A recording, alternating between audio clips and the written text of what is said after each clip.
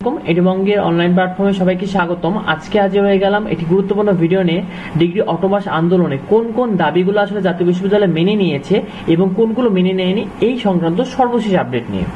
তো প্রথমেই বলে রাখি, পরীক্ষা 80 মার্কই হবে, এটা কিন্তু তারা মোটামুটি মেনে নিয়েছে।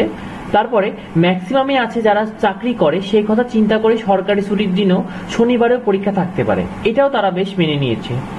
আরেকটি বিষয়, রেজিস্ট্রেশনের মেয়াদ বাড়িয়ে দেবে, এইটা কিন্তু কোনো রকমের সমাধানে আসেনি, এটা নিয়ে কিন্তু শুধু আলোচনায় হয়েছে, কিন্তু কোনো অফিসিয়ালি কোনো স্টেটমেন্ট বা নোটিশ কিন্তু দেওয়া হয়নি।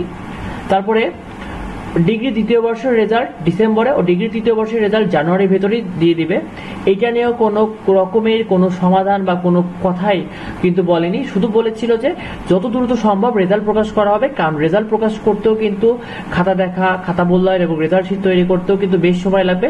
তো এক্ষেত্রে কোনো মাসের কথা কিন্তু উল্লেখ করে দেয়নি।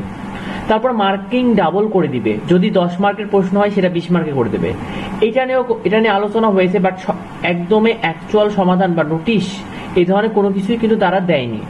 তারপরে সময় 3.5 ঘন্টার জায়গায় 4 ঘন্টা দিবে, এটা নিয়েও কিন্তু কোনো রুটিনে বা কোথাও উল্লেখ করে দেয়নি।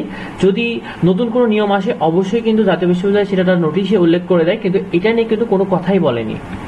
আরেকটি কথা, সবাই 16 সালের প্রশ্নগুলো পড়বেন, 18, 20, 22 এই থেকে প্রশ্ন আসবে, এটা নিয়ে কিন্তু তিনি অর্থাৎ কোনো ভিসি স্যারই কিন্তু বলেনি।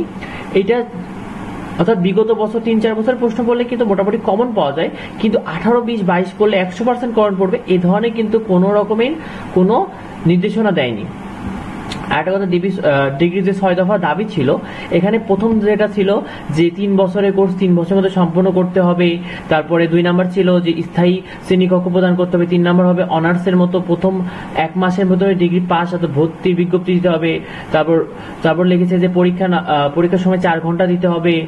এই ধরনের যে সকল বিষয়গুলো ছিল এগুলো নিয়ে কিন্তু কোনো রকমের আলোচনা হয়নি। 6 দফা দাবি তারা করেছে, কিন্তু কর্তৃপক্ষ এখনো কোনো রকম আলোচনা করেনি, অর্থাৎ এখনো কিন্তু কোনো রকম সমাধানে নেই যে ডিগ্রি দ্বিতীয় বর্ষের সংশোধিত রুটিনটি চলবে নাকি অটোপাস হবে, এই নিয়ে কিন্তু কোনো সমাধান আসেনি।